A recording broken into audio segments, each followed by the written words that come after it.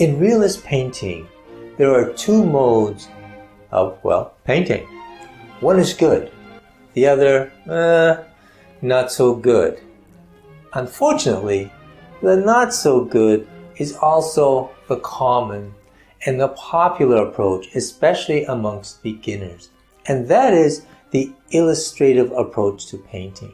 And this is simply rendering an image with uninspired, unconvincing passage of paint that at best are a pale imitation of a photograph. Well, you know what I'm talking about here.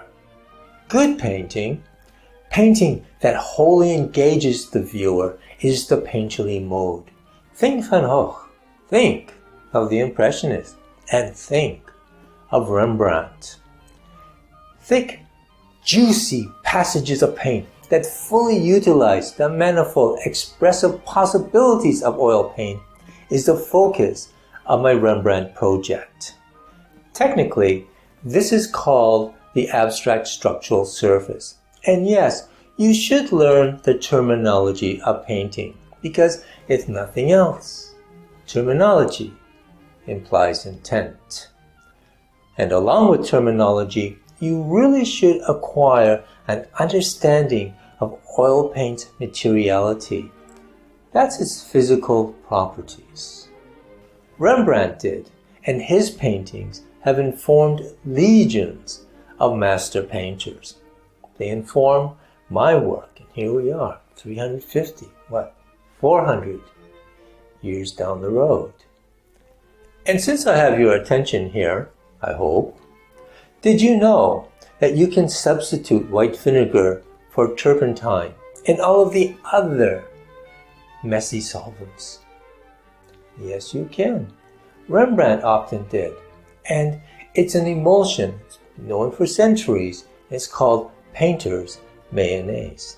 And that's right, kids. It's not just for BLTs. It's also for paintings. And just like Rembrandt, we'll be using mayonnaise in the workshop.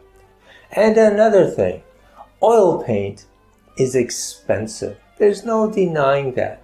But did you also know that adding chalk extends and stabilizes your paint?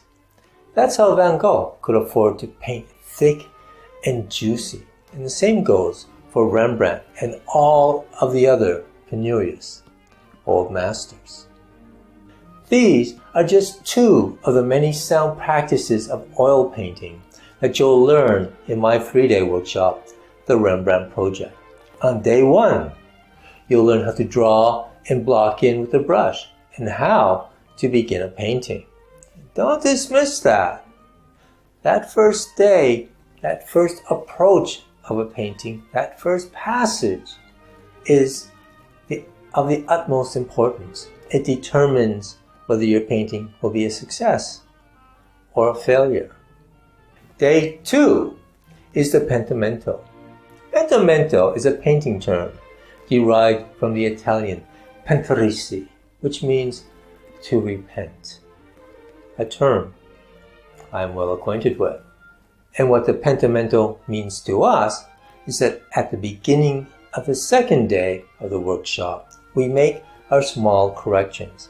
We want to repent, make amends to our drawings and to the painting. And from there, we proceed to further build up the surface, that abstract structural surface. There he is again, of the painting. Day 3 is the finire. That's the finishing. That's bringing your painting to a fullness and completion that speaks to and of our collective humanity. And step by step, I will guide you vis-a-vis demonstrations and personal critiques into the wonderful materiality and expressiveness of oil painting. And thank you for enduring me.